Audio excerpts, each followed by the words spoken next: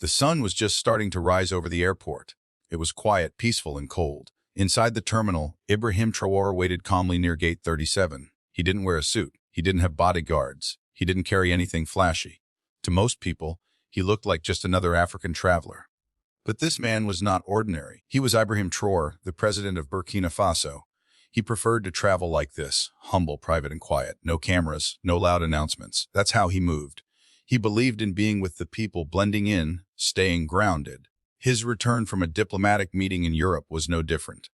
He had finished important talks, discussed matters of gold sovereignty and Africa's future. But now, all he wanted was to get home. As he walked toward the Air France flight bound for Ouagadougou, he greeted one of the airport workers in French with a warm smile. Bonjour, ça va. The worker smiled back, unaware of who he truly was. That's how Traoré liked it. He boarded the plane quietly, nodded politely at the flight crew, and took his seat in business class, row 2A, near the window. No one noticed, no one cared, or so he thought. A few rows behind him, whispers were already starting. A senior French businessman, the CEO of a major energy company, was also heading to Burkina Faso. He was used to VIP treatment, red carpets, champagne, and first-class everything. But when he arrived at the gate, the airline told him business class was already full. The CEO wasn't happy. He didn't accept no. That's when the drama began to build. Quietly at first, just a small demand. That would soon become a storm. The French CEO wasn't used to hearing the word nah. He stood at the boarding gate, surrounded by assistants and airline staff, tapping his polished shoes impatiently. Just reason Batenair stage depuis en Afrique, he said arrogantly.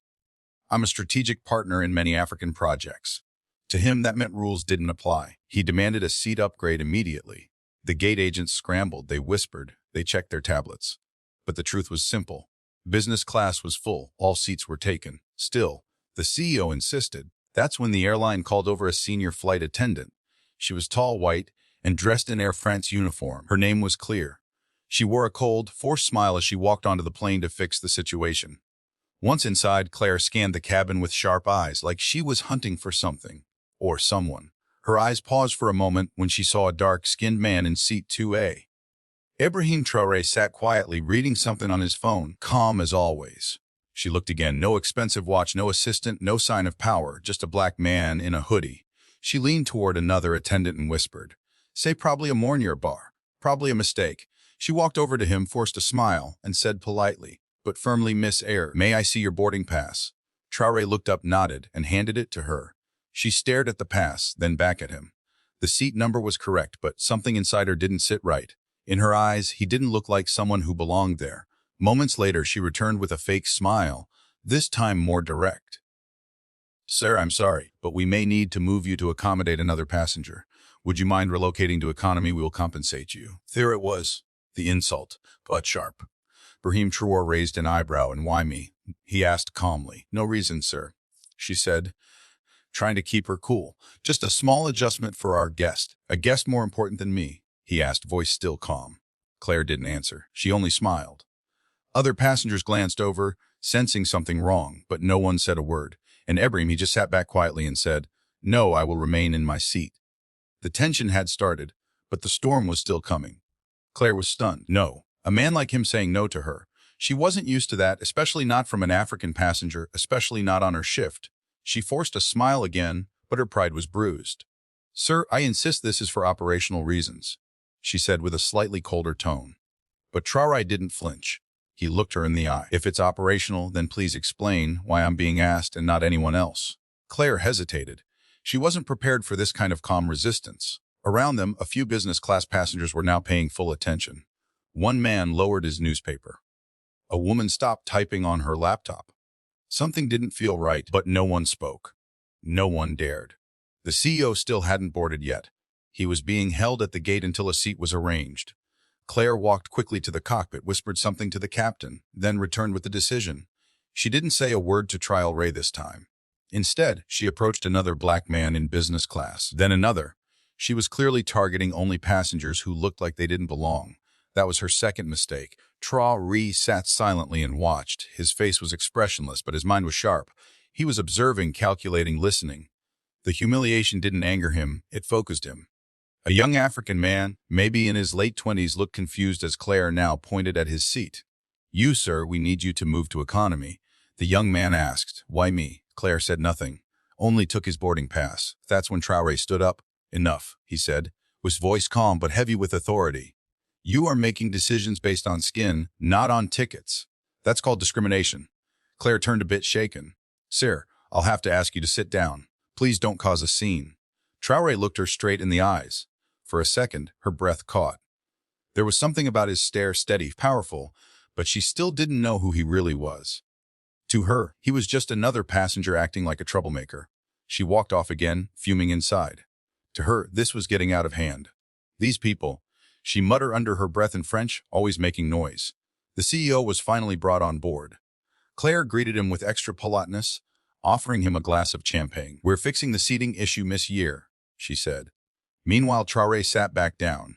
He put on his seatbelt. His fingers calmly tapped the armrest. He didn't need to say a word, because soon the entire world would know what had just happened and who exactly had been insulted. The CEO settled into business class, like a king returning to his throne. He didn't even glance at Ibrahim Traore as he passed by him. Clare, the flight attendant, made sure he was comfortable, adjusting his seat, handing him warm towels, and offering him another glass of champagne. The message was clear: you matter, that man does not. The plane taxied down the runway and soon took off into the sky, leaving behind French soil, but carrying with it a moment that would soon shake two nations. Inside the cabin, everything looked normal. Passengers relaxed. The seatbelt signs turned off, but beneath the surface, something powerful was growing, an invisible storm waiting to burst. Traoré remained calm. He didn't complain. He didn't raise his voice. He didn't call anyone or reveal his identity. He just sat quietly like a man watching a movie unfold, knowing exactly how it would end.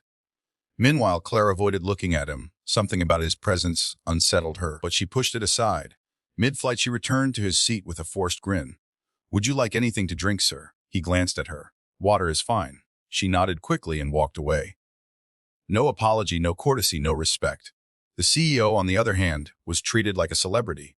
Clare laughed at his jokes, leaned in when he spoke, and asked about his important projects in Africa. He replied arrogantly, Burkina Faso is lucky to have us. We're bringing order to chaos. Clare nodded in agreement, completely unaware that the very man he was insulting was sitting just 2 rows away. One woman in the cabin, an African nurse returning home to Bobo Dioulasso, noticed everything. She shook her head and whispered to her neighbor, That's our president. They don't even know who they're humiliating. Her neighbor's eyes widened in disbelief, but they said nothing. The president clearly didn't want attention, and no one wanted to break the silence. Hours passed, the lights dimmed. Most passengers slept. But Ibrahim Traore remained awake, looking out the window at the clouds. He wasn't angry. He was patient, and when the wheels touched the ground in Ouagadougou, that patience would become history. The plane began its slow descent into Ouagadougou. The cabin lights flickered on. The captain announced their approach in French and English. Passengers fastened their seatbelts and prepared to land. Clare walked through the aisle with her clipboard, still smiling at the CEO and ignoring Ibrahim Traore completely. Outside, the view was breathtaking. Golden sun over red soil, the city below waking up as the aircraft glided down. But what no one inside the plane could see just yet was the growing convoy waiting at the airport. Rows of black SUVs, military vehicles, and a presidential escort forming on the tarmac. Inside the cabin, whispers started spreading only softly at first. I see soldiers. Are we landing into a war zone? One foreign passenger asked nervously. No. That's military protocol. Another replied. Maybe someone important is arriving. The French CEO smirked. Must be for me. He chuckled to Clare. She laughed along with him, already preparing to walk him out ahead of the other passengers. She had even planned to personally escort him to the terminal, but the plane had barely stopped rolling when the entire atmosphere changed. Out the window, the passengers saw presidential guards in uniform, lined up sharply, weapons at their sides, standing in full attention. Behind them stood Burkina Faso's top ministers, the Minister of Defense, the Foreign Minister, even the head of security, all waiting in the heat, unmoving like statues of power. Clare peeked out the window and gasped. What is this? She whispered. The CEO stood up proudly, smoothing his suit. Clearly this is for me. I told you, I'm involved in big projects here. But before anyone could even step off the plane, a tall officer in a black beret boarded the aircraft. His boots echoed on the floor as he walked slowly down the aisle, scanning every face. He stopped at seat 2A. He raised his hand to his forehead in a perfect military salute. Monsieur le Président, welcome home. The entire cabin fell silent. You could hear hearts stop. Claire's face dropped. her eyes darting between the officer and the man she had looked down on for the entire flight. Her hands began to tremble. Ibrahim Traore slowly stood up, calm, dignified. Not a word spoken. The CEO took a step back, his mouth slightly open. "Pray, President," he stuttered. That man, Traore turned and gave him a simple nod. Not angry, not proud, just a man who no longer needed to say anything. Another officer stepped in. "We have instructions," he said coldly, looking at Clare and the CEO. "You two will come with us immediately." "What?" Clare whispered. "Why me?" "You are being detained for questioning." The officer replied sharply.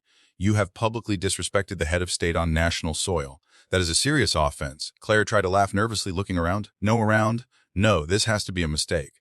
I was doing my job." But no one listened. Traoré stepped off the plane and was immediately met by his people, his guards, his ministers, and a cheering crowd beyond the airport fence. Cameras clicked. The nation's leader had returned. But this time everyone knew the truth. He had walked among them as a regular man, and those who had judged him by appearance would now face consequences. Back on the aircraft, Clare and the CEO were both being led away in handcuffs. Passengers watched in disbelief as they disappeared down the steps, heads lowered, their arrogance crushed. And that was only the beginning. The tarmac was blazing under the Burkina Faso sun, but all eyes were on the two people being escorted away in handcuffs. Clare, the Air France flight attendant, and the high-powered French CEO. Gone were their smug smiles. Gone was the arrogance. In its place, panic, confusion, and disbelief. They were led into two separate black vehicles, surrounded by elite presidential guards. No one said a word to them, not even the officers. The silence was louder than any shouting. It was the silence of power being reclaimed, of dignity being defended. Inside the terminal, President Ibrahim Traore stood before a small press gathering. He spoke calmly, without anger, but his words were sharp and unforgettable. "In Burkina Faso, we don't look at a man's skin to measure his worth. We don't bow to money or old colonial habits. Here we respect dignity, humanity, and our people. That is the new Africa." The story spread like wildfire. Videos were leaked online. Footage of the arrest, images of the military saluting Traoré, news clips showing the CEO being dragged away looking like a child caught stealing. Social media exploded. "Has to respect Africa," and "Housebroke, I stand with Burkina," trended globally. African across the continent celebrated, cheering a moment they'd never forget. At the Ministry of Justice, Clare and the CEO were formally charged with public insult and discrimination toward the head of state, disrespect on Burkina Faso soil, abuse of power, and attempted intimidation. The French embassy tried to intervene. Phone calls were made. Diplomatic requests poured in. But Traoré gave a clear response. "This is not a colony. This is a sovereign nation. They will face justice just like anyone else." Meanwhile, Air France scrambled to control the damage. The airline issued a public statement within 24 hours. A clumsy apology filled with corporate language and empty regret. But it wasn't enough. Burkina-based citizens began calling for a boycott. Other African countries joined in. Clare, now locked in a detention center outside Ouagadougou, broke down in tears during questioning. "I didn't know who he was," she sobbed. "I was just following procedures." The investigator looked at her coldly. "You didn't need to know who he was. You just needed to treat him like a human being." The CEO, now facing potential legal action in both Burkina Faso and France, tried to use his influence to escape. But the court made a powerful ruling: no immunity, no special treatment. Let justice be equal. Traoré never gloated.